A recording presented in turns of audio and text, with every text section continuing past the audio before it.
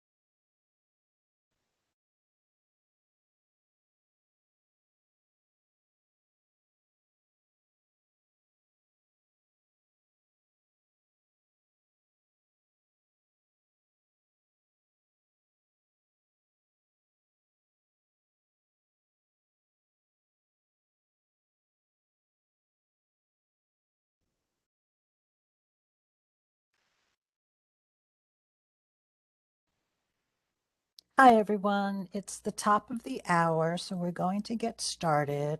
My name is Rebecca Brown. I work with the NNLM. I am not your presenter or your host really today. I'm just here to orient you to WebEx. Your chat box may or may not be open at the moment, but look for, depending on your setup, you should have a chat, the word chat in the bottom right of your screen. You can open that up. If you have a comment or a question during today's session, if you would send it to everyone, and that way, not just the speaker, everyone will see it and it won't get missed. I'm going to put a link to captioning in again. That's available. That will open in another browser tab. And we are recording this meeting and we'll get that out to folks eventually. It takes us about a month to get that edited. So I'm going to turn this over to April Wright, who is the host today. Thank you, Rebecca, and thank you everyone for coming to our webinar today. My name is April Wright, and I am the Environmental Health Program Specialist in Region 1 of the NNLM. And the NNLM is comprised of 7 regions, each with a regional medical library. And we are in Region 1. You can see we serve the states of Delaware, Maryland, Washington, D.C., Virginia, West Virginia, North Carolina, Kentucky, Pennsylvania, and New Jersey. So today, our guest speaker is Dan Wilson. Dan is the Associate Director for Collections and Library Services at the University of Virginia Health Sciences Library. From 2007 to 2016, he was the coordinator for the NNLM National Emergency Preparedness and Response Initiative. In that role, he facilitated several training programs and engaged in engagement opportunities around emergency preparedness for libraries, communities, CBHOs, and emergency planners. Dan has worked with state library agencies in South Carolina, New Jersey, Montana, Pennsylvania, North Carolina, Maryland, and Virginia. Everyone, please welcome Dan. And thank you, Dan, for being with us today. Thanks, April, and hello, everybody. It's such a pleasure to be here and to have this opportunity to go over some things that should help you to improve your library's ability to respond to a sudden disaster. Hence the name, Less Ostrich, More Owl. And what I'm working off of is something called the Ostrich Complex. And hopefully by the end of this hour, you will have some steps in place that you'll be able to help prevent this complex from happening. And the definition of the Ostrich Complex is that it's a disruption of a decision maker's knowledge management processes that results in a paralysis of active leadership or state of inertia with a subsequent distinct negative effect on the outcome of a specific operation. And you may have experienced this in the past, either yourself. I've kind of gone into this state a couple of times when something really sudden happens. You just kind of freeze. Another common way is the deer in the headlights kind of look following some kind of major disruption. And so what we're going to do is talk about ways that you can prevent this in your library. And we're going to go after that by addressing 5 steps. And the first step is to identify and plan responses for emergency situations that strike with little or no warning. The second step is to plan a decision-making process for each situation. And then we're going to exercise that planning. And then a very important step too is to commit to doing an after-action review. And then finally, maybe the most fun, hopefully, of all of these is to buddy up with other libraries, because it's important to be in kind of a forum where you're all sharing ideas, you're all sharing lessons learned and things like that. And so at the end of my presentation, April's going to come back and talk about some things that NNLM can help with, can facilitate. And one of those is helping to develop a buddy system with other libraries. So all five steps are predicated on creating a safer environment for your staff and your patrons. So you might think of where you are now with your library. A lot of libraries are back in normal operations, and in many places staff are coming back. And so we're seeing the library return kind of in many ways to the state before the pandemic. Of course, this may change as the pandemic changes, but this is a good time if you haven't thought about it for a while, if you've been thinking all about pandemic, which we have been, it's a good time to start thinking about your library space, those that are in your library space, and creating a safer environment for those. So step one is to plan for sudden emergency situations. And this varies from library to library. You probably have a good idea about what your emergency situations are based on experience that you've had in the past. Or you could talk to your local emergency planners and they can help you with this type of planning. So the first thing is to identify the sudden emergency situations that may pop up in your library. And it's important to aim for succinctness to promote muscle memory. And your goal is to reduce the number of decisions an employee needs to make during an emergency. Again, your goal is to reduce the number of decisions an employee needs to make during an emergency. Therefore, you're aiming for succinctness and you're promoting muscle memory. And if you're not familiar with muscle memory, it's a phrase that's used so that instead of having to read about what to do, it's just built into you. It's built into the way that you handle your business. So if something sudden happens, your muscle memory will just take over. And so you don't have to worry about what am I supposed to do in this type of situation, because you've developed a plan and you've developed a testing strategy so that through the repetition, you have built up muscle memory. And finally, you're not creating a policy and procedures manual. This is totally outside of that realm. This is specifically developing succinct plans for emergency situations. My recommendation is to start your planning by focusing on 3 of your most dangerous situations. Again, you can either do this from experience, from what you've had, or you can ask your emergency planners or your first responders to see which are your 3 most dangerous situations. And here at UVA, again, April said that, but I'll reiterate. I'm here in Charlottesville, Virginia. I work at the Health Sciences Library at the University of Virginia. And so what I'm going to do is talk a lot about the planning that we've had and how we've addressed some of these situations. So a lot of this is the background information and experience that I've had. I manage the service desk, and so I have a good experience with the issues connected to the service desk and these types of emergency situations. So one of the first ones that we look at, and this is in no particular order, the three, a tornado. And if you have tornadoes, and you can see on the screen, you can see where the tornado tracks are. And as we know, most of tornadoes are in the Midwest and down into the southern states. But you can see that the mid-Atlantic states has them well, all up into New England and west of the Mississippi. So if you have any experience at all with tornadoes, a tornado is a good emergency situation to develop plans around. And the nice thing about a tornado, you often do get a little bit of a warning, and so you can plan according to that. And this is from our page that we have our plans on.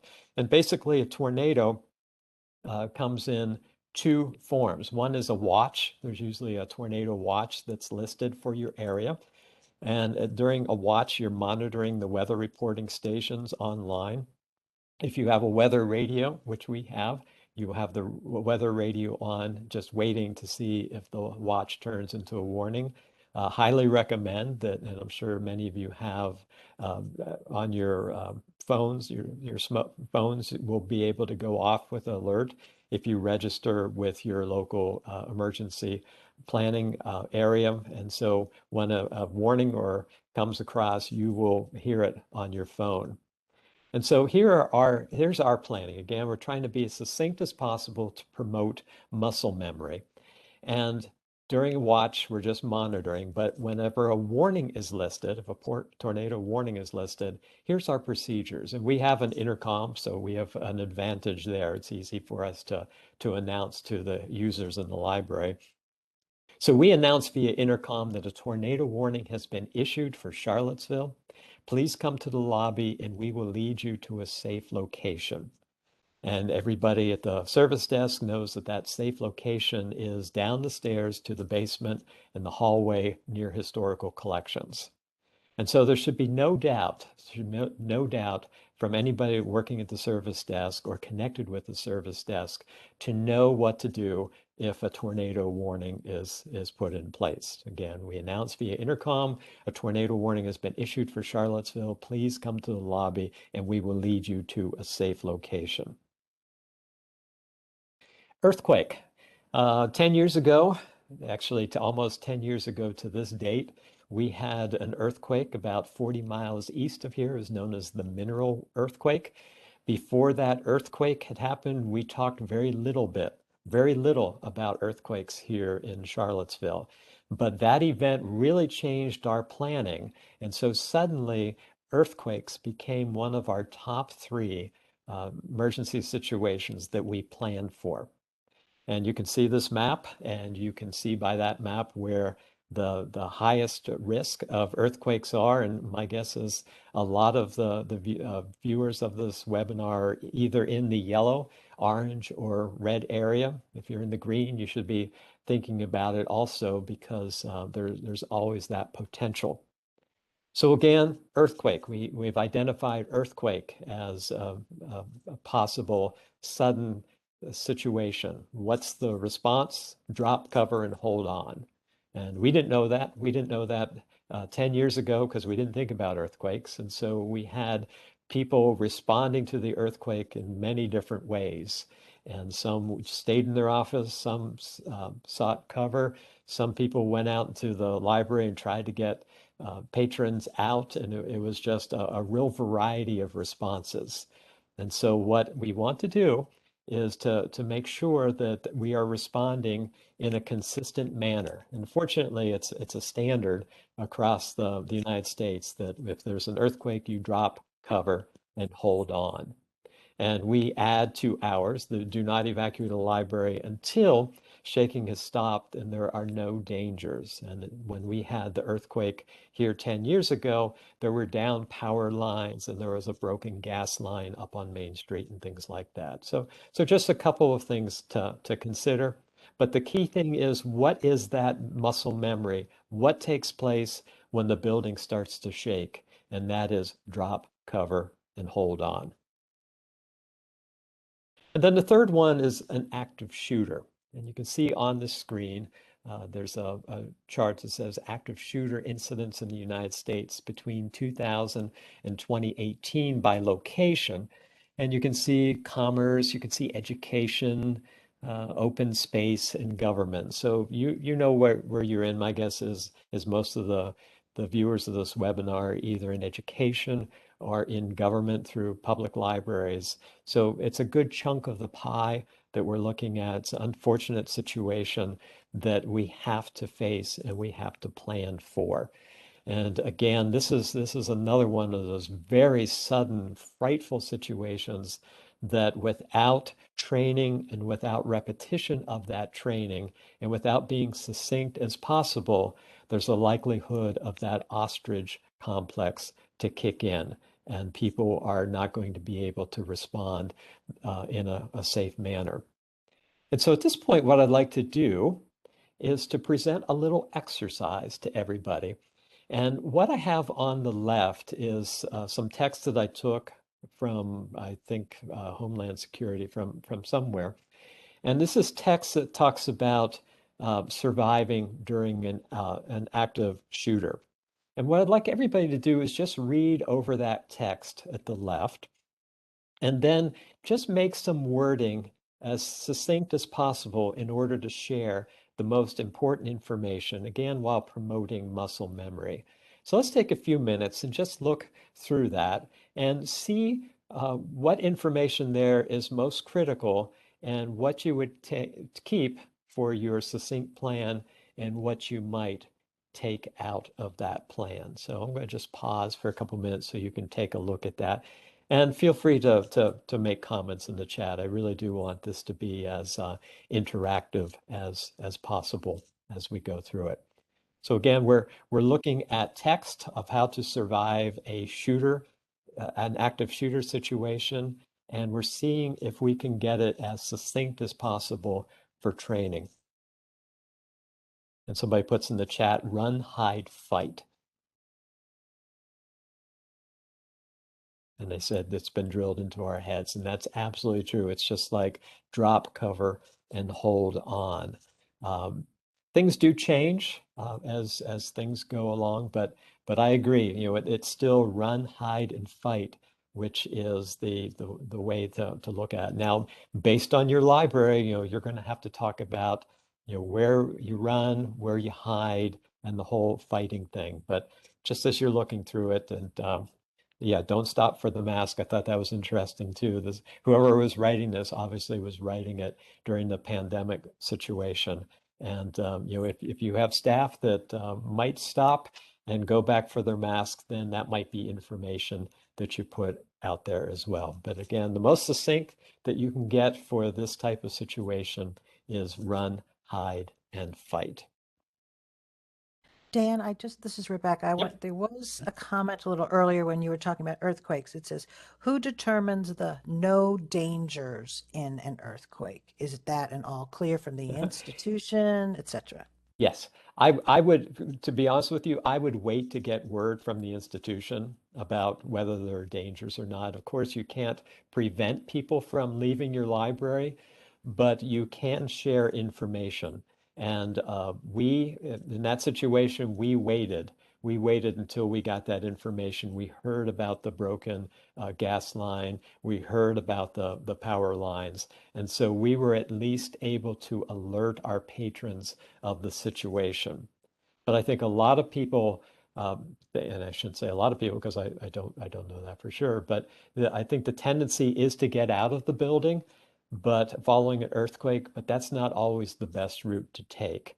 And so, as with all these other ones, all these other planning that we're going to talk about, it's best to vet your plans with the emergency with an emergency agency, with the police, with the fire, you probably have some kind of relationship with somebody, a first responder, and they can look over your plans and they can discuss your plans to give you a little more context, to give you a little more background to it as well. But the key thing with the earthquake is drop cover and hold on. So thanks for the question. So I'm including on this slide just some other of our plans that we have. Again, trying to be succinct. If we have a power outage and if it's dark and the power is off for longer than 15 minutes, we initiate our closing procedures. It's always important to check elevators, and we really stress to our service desk team, and we talk about in circulation service desk team their importance, but we talk about the importance of checking elevators, and we talk about the importance of looking for patrons that may need assistance during these emergency situations. Medical emergencies, call 911, announce on the intercom that medical assistance is needed in the whatever location it is. And it's also on our plan, but also it's worked into muscle memory that the closest AED device is just out in the hall, down the hall a little bit. So everybody at the service desk should know without even thinking or looking where that closest AED is. Fire, smoke, call 911, pull the fire alarm near exit if necessary. Closest fire extinguisher, hallway near staff mailboxes. So everybody at your service desk team, everybody in your library staff should know where the closest fire extinguisher is. Shelter in place, we've identified the staff lounge as the place that we shelter in place. Bomb threat, very similar to what we've been seeing with the checklist. And then finally, hazmat incident, follow instructions from emergency officials. So again, any of these are kind of, that could be quite kind of sudden. And so we plan accordingly in our plans. So step two. So the first step is to look at those sudden emergency situations, come up with a plan that's succinct, that you're able to get some training in to ensure muscle memory. The step two, and probably one of my favorite steps, is to plan the decision-making process. So you have these plans in place, but it's really important to discuss where the decision making happens for each of those. And on this slide, you see one photograph of one drop in a pond or in a piece of water. Sometimes these emergency situations only impact one person. It could be one person at the service desk. And an example might be that emergency medical situation.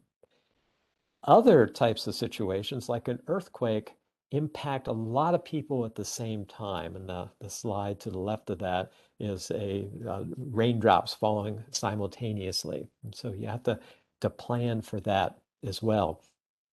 And then you see the chain at the bottom of that picture, and that's probably the most important step of all of them, that you really have to plan for your weakest link, that you can't apply the ostrich syndrome and say, well, it probably won't happen at this time because we don't have ample staff to be able to handle that situation.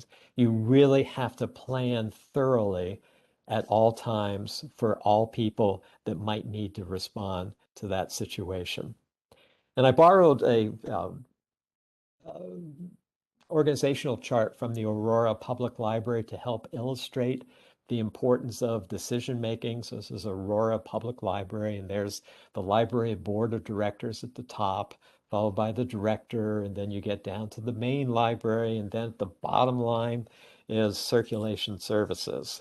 Now, when you're talking about emergency planning and emergency responses, your circulation services team is probably the most important team that's in your library to handle these, because that's your public facing team. They're the ones that are going to get the information probably before anybody else does.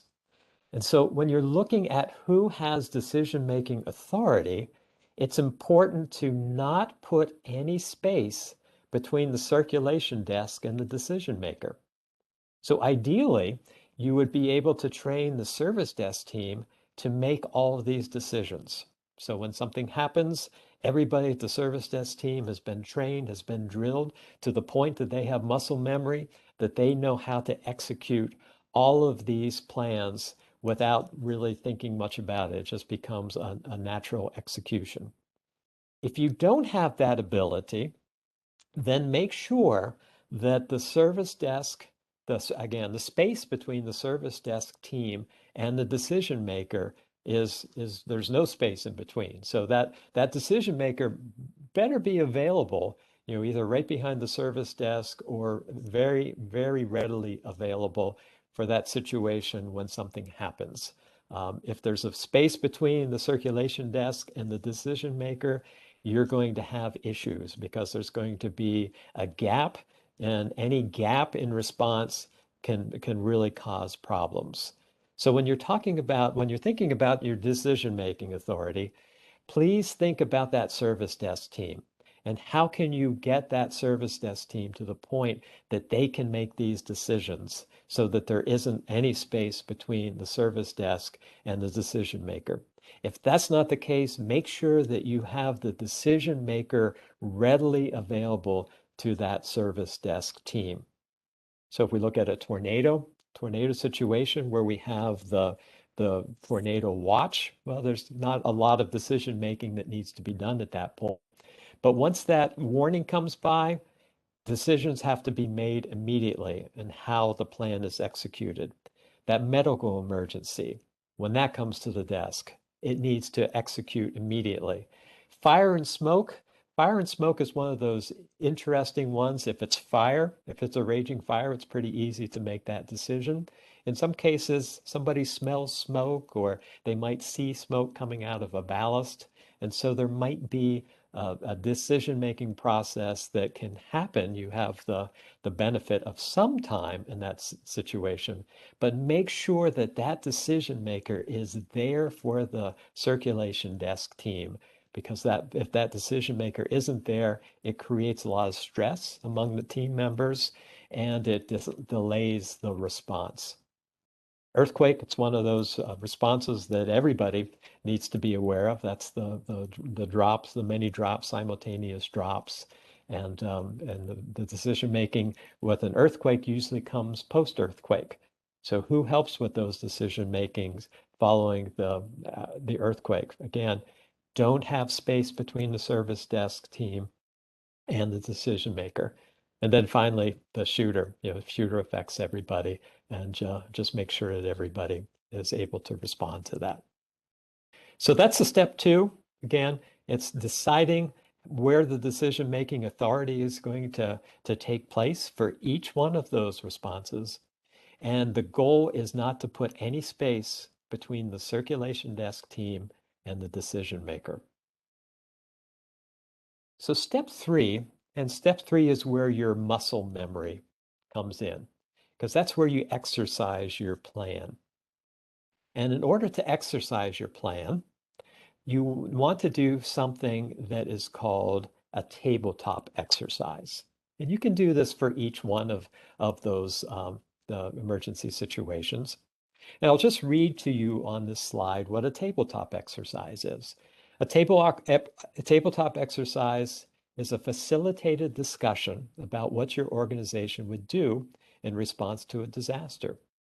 The exercise leads participants through a simulated disaster scenario and prompts them to examine their plans, policies, and procedures without disrupting the work environment.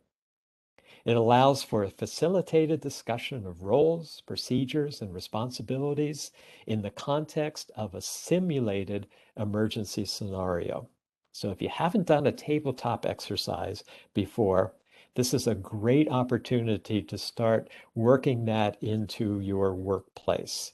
And it's actually a lot of fun, but you want to make sure that you have all the participants there that need to be there. And that would be your circulation staff. That would mean your decision makers, your leadership, and any partners that you might have, with emergency responders or anything like that. You can get all of them together. I know the emergency response community is all about helping with facilitating tabletop exercises. And if you reached out to your police or to your fire department, I'm certain that they would be more than happy to come over and help you with tabletop exercises.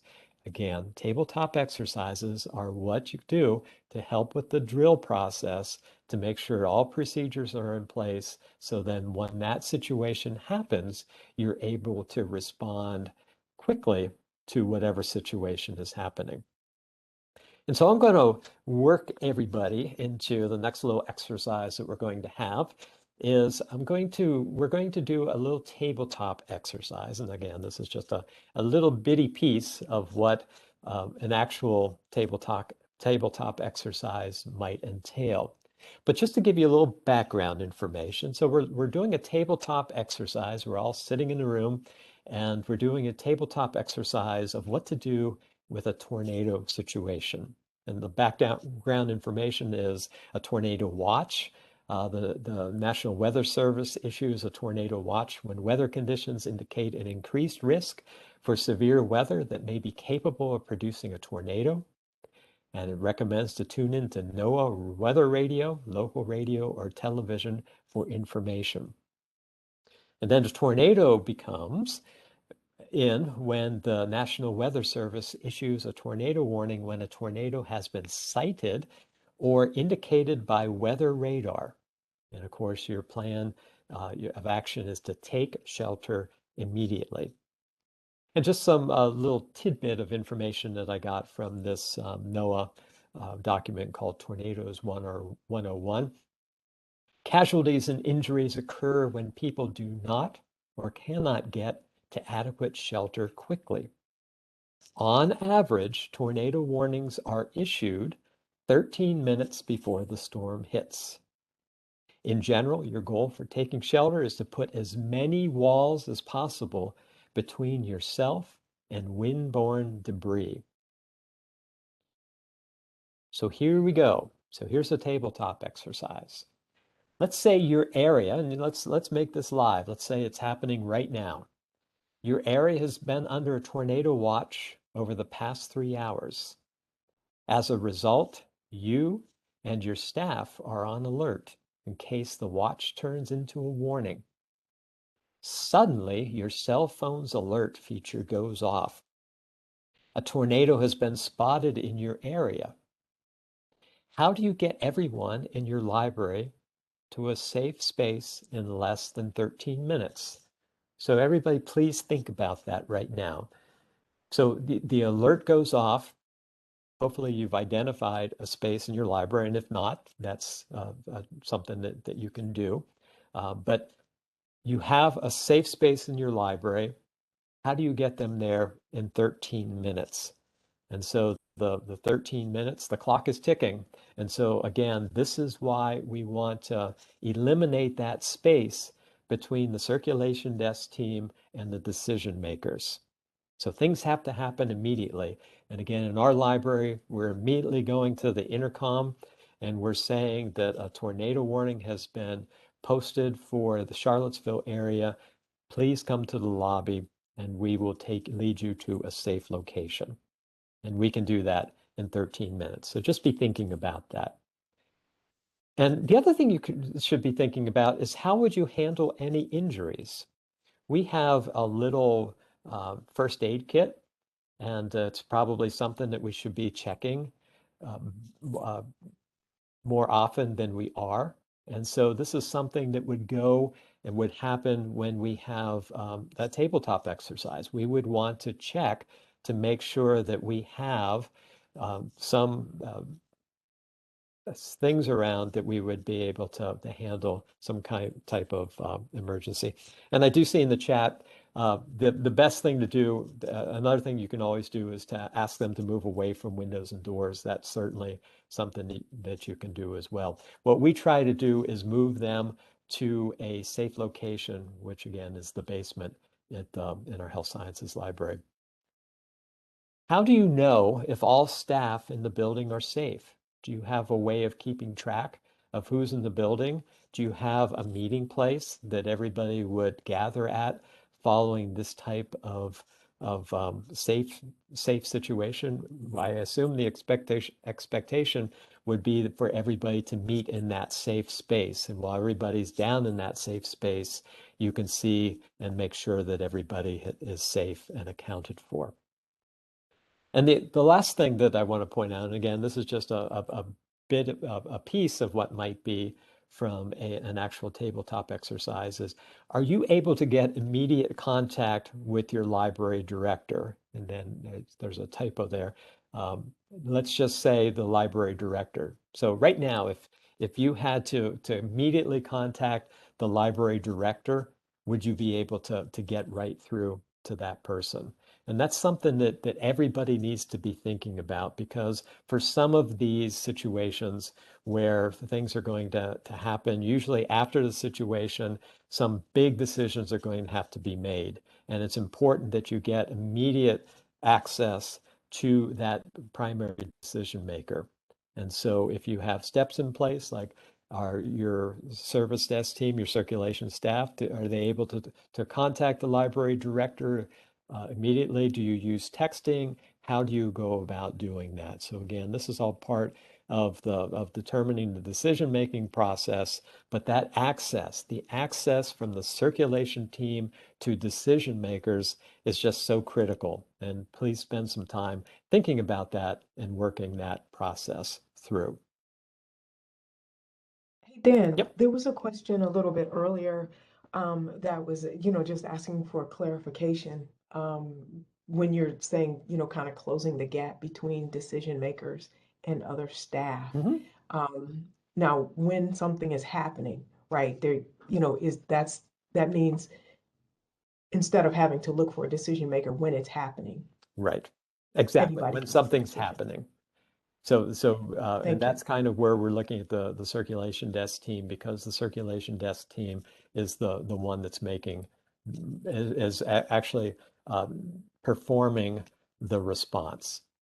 And if you have a situation where you don't, let's say you have a lot of students working, or you have a lot of volunteers that are working your circulation desk, and it's impossible for you to train everybody to be able to respond accurately and appropriately, then that's where you really have to make sure that that gap between those workers, where you can't expect them to carry out these responsibilities in the manner that you are able to, or your other staff are able to, make sure that that gap does not exist between those workers and, let's say, the circulation supervisor or whoever would be making those decisions. You just don't want to leave those people hanging out there in the event that something major is happening and they don't have the ability to make those decisions about how to respond.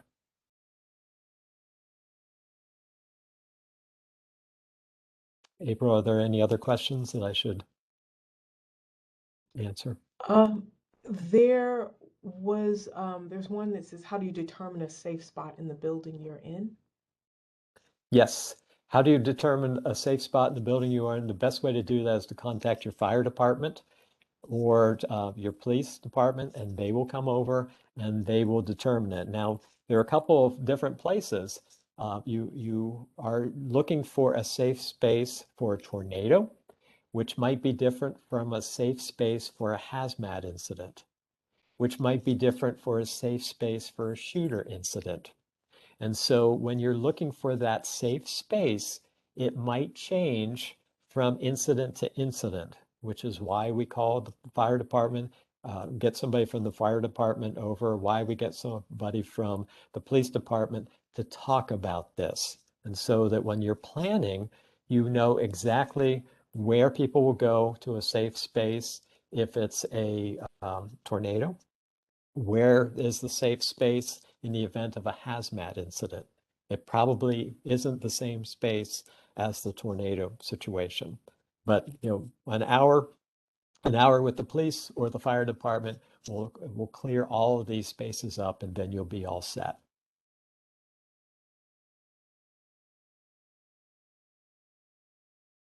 Okay, I think We're all we're caught up. good.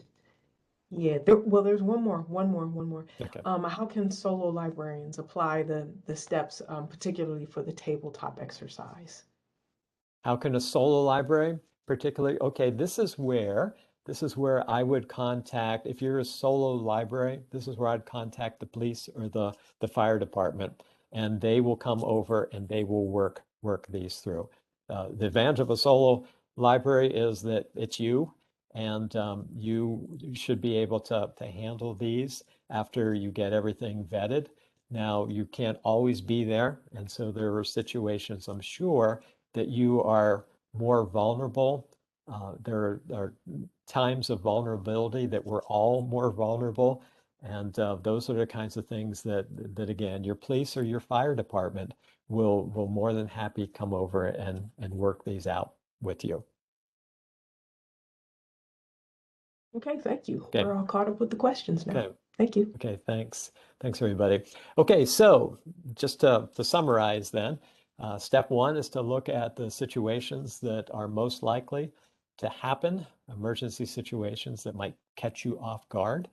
The second step is to look at the planning, how you the decision-making planning, how the decision-making works within those. And the third one is to exercise. And we talked about exercising using a tabletop scheme that you can do. And then the fourth step is to commit to conducting an after-action review. And this is something that really is critical for any kind of planning in the emergency preparedness world, is following some kind of emergency response that you, A, look at what was expected to happen, what actually happened, what worked and what was challenging, and most importantly, what can be improved next time. And underneath that chart, you can see after action review. Hold the after action review immediately following the event. We strive to do it within 7 days following the event, where everybody remembers what happened. You have one facilitator, and you go around the room and you talk about the situation. Everybody has an equal voice. So again, there's your circulation desk team, your supervisors, your administrators, all sitting around the table. Everybody has an equal voice. Everybody takes a turn. There's a lot of listening involved with after action reviews, and there can not be any interruptions. Everybody has to feel very comfortable and feel very willing to share whatever they feel needs to be shared.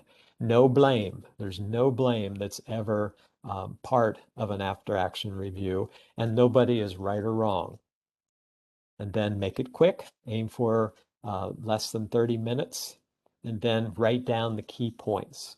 And then from the after action review, you are able then to, and I'll go through these again, what was expected to happen, what actually happened, what worked, what was challenging, and what can be improved next time. And so if adjustments need to be made to your planning, then that's the time to make adjustments to your planning. And so actually, when you have these emergency situations, as difficult as they might be, they are very helpful to keep you sharp in the way you respond to these emergency situations. If everybody could just chat, has anybody done, and let's say the question is, have you done an after action review, and again, also known as a hot wash, in the past year for any event? If you want to just chat to everybody, if you've done an after action review and what it was for.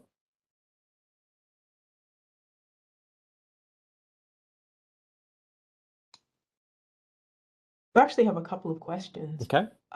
The after action review, someone wants clarification.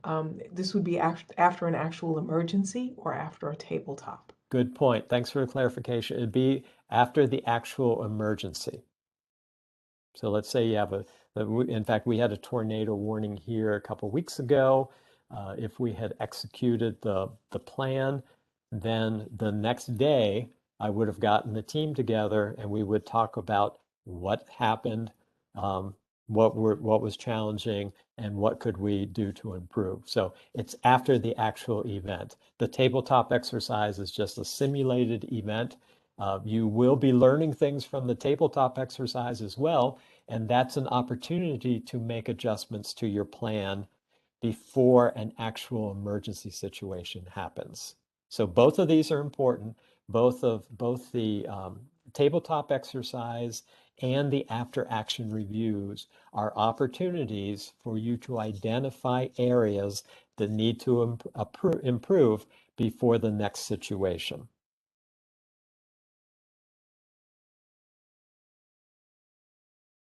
Okay, there was another question. How important is it to have plans, lists, contacts on paper and not electronically? Okay, that would be part two of the webinar, and the part two would be doing this what I've been talking about for years now is a one-page plan. And so after you're able to really get a good hold on this type of emergency situation and how to respond to this, we put it on paper, and the paper that we put it on is called the one-page plan. And April, we could work out some type of a webinar in the future so that you can see how to document what we're talking about today into a larger plan, which is your one-page plan. And that could be on paper. In my wallet right now, I have our one-page plan. And so I can just take that plan out and I can see exactly what needs to happen. Some of our staff prefer it electronically. And so I share a PDF of that one-page plan with everybody, and they can have that on their cell phone so they can pull it up at any time. But what's important is that we're sharing information about emergency situations, and we do that through what's known as a one-page plan.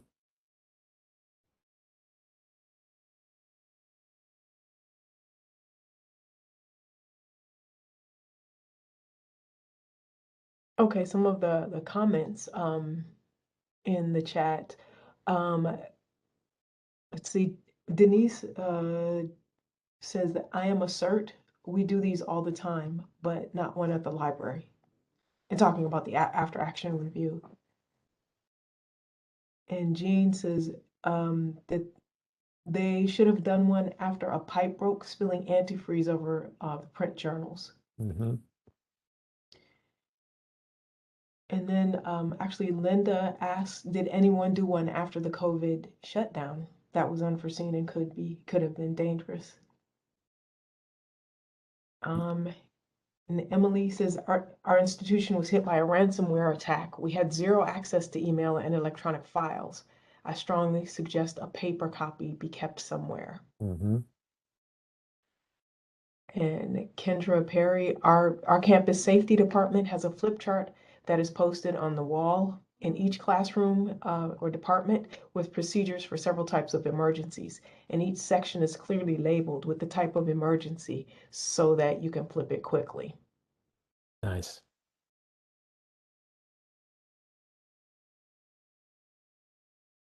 And since somebody mentioned CERT, CERT is Community Emergency Response Team. And I highly suggest if you're interested in this, if you want to start getting more information about how your community handles these types of disasters, to look into your local CERT, C-E-R-T, if you have one of those in your area. I'm sorry, April, I interrupted you. Oh, no, that's okay. I'm glad you said that because I didn't know what it was. Actually, and Linda asked, one page for each disaster or one page for all three most likely, or Actually, it's one all likely? page, and that one page has one column. In that one column of the 7 or 8 columns on the one page deals with these types of situations. So there's a lot more involved in the one-page plan. The one-page plan deals a lot with service continuity. So it talks about if something happens to the library, how do we keep our electronic journals going? How do we keep access to different things like that? So So that's more, that one-page plan is a lot more than what we're talking about today, but a lot less than what you would have if you have a big manual for emergency procedures. And yes, there is a sample for a one-page plan, and I'll show you where to get that.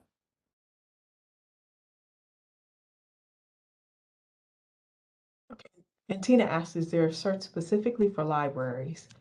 No, Um, but my understanding is that CERT will work. Different CERTs, I know the CERT in Charlottesville worked with the library at the University of Virginia, contacted them, and they set up basic CERT training with the library staff. And so again, it varies from place to place, but you contact CERT and see what they say.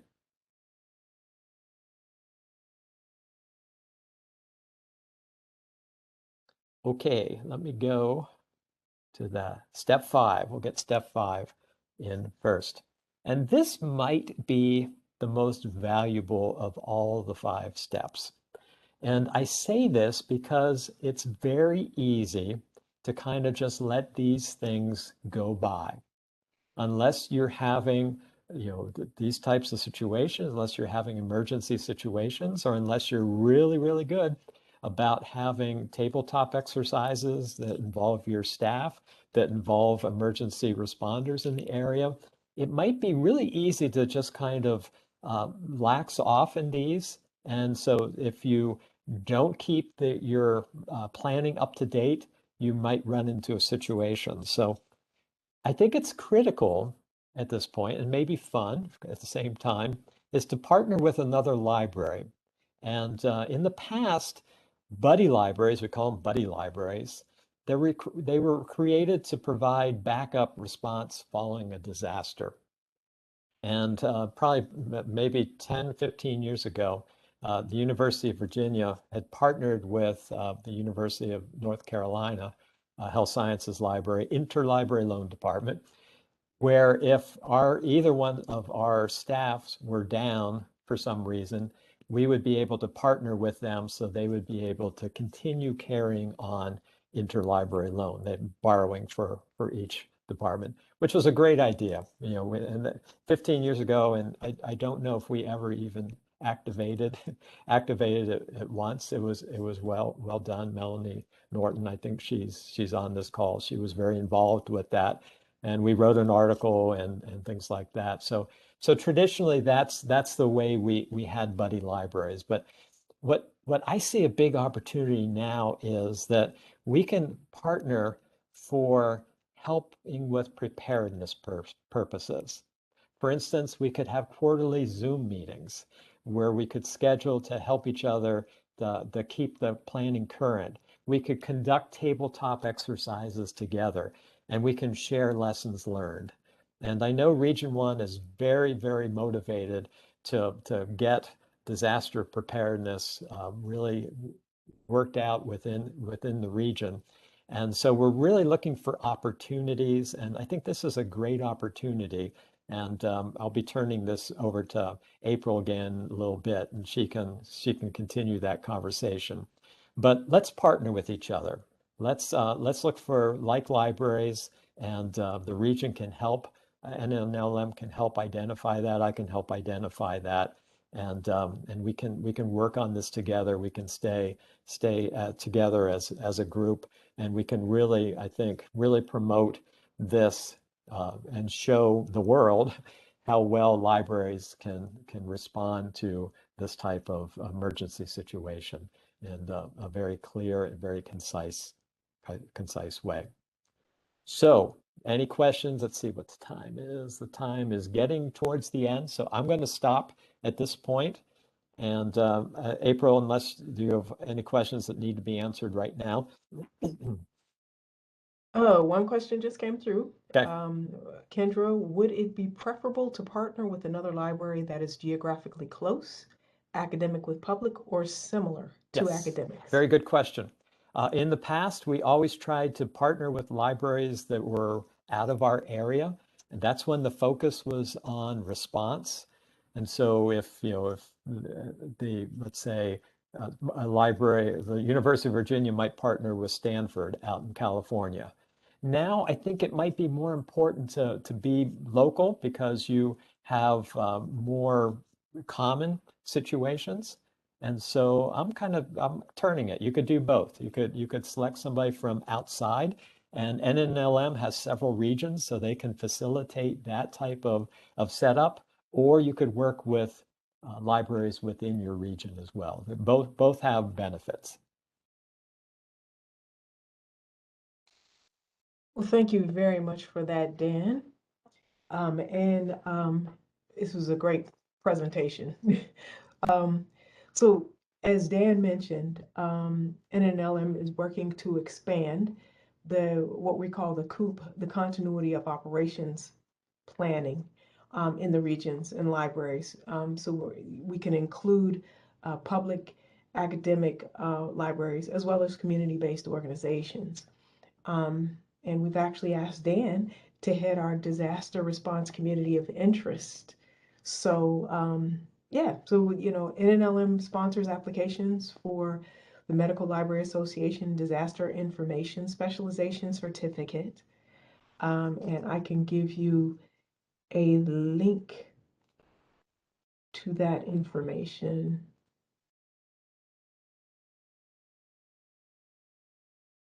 there. Yeah. So, and we also provide funding and for outreach and additional professional development. So, if you are interested in the community of interest, you can email me, and I'm putting my email in the chat.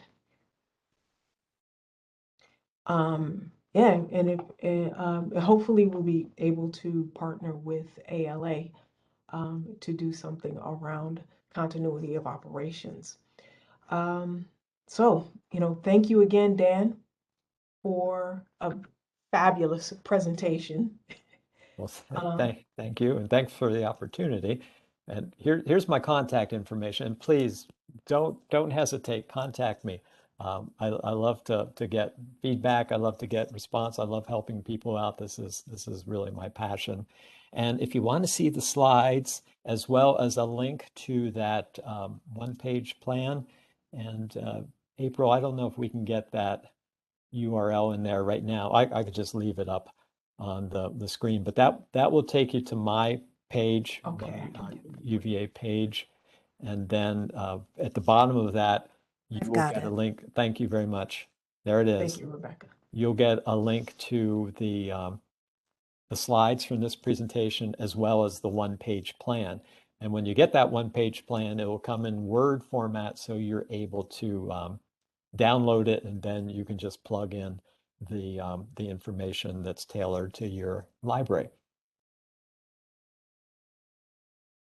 Great. Okay. Thank you I so also, much, Dan. Oh, go ahead, Rebecca. April, I just want to point out that I've put Absolutely. the link to the evaluation in the chat box. Yes, That's yes. the first step for claiming MLACE. If that bit.ly link, if you're blocked from that, let us know in chat and we'll put the very long link in. So All that's right. Very good. And as a reminder, this recording will be available on the NNLM YouTube channel. It'll be a little bit, but we will let you know when it is available if you want to check out our YouTube channel. There so it I is. also want, sorry, I'm interrupting again. That's okay. So the very long link that I put in, only part of it is hyperlinked. It's just the way the link is made. So make sure you grab the entire thing. It ends with =0. You need absolutely every piece of that link if you're blocked from bit.ly. And sometimes when Okay. you, not sometimes, when you click on links from WebEx, you get this warning page. Don't worry. These are safe links. Okay. And okay, good. You put the longer link in there. Great. Thank you. All right. Well, thank you everyone for attending our webinar today. And thank you so much again, Dan, such a great presentation, and Rebecca, and all of the help. So thank you, everyone, and have a great afternoon.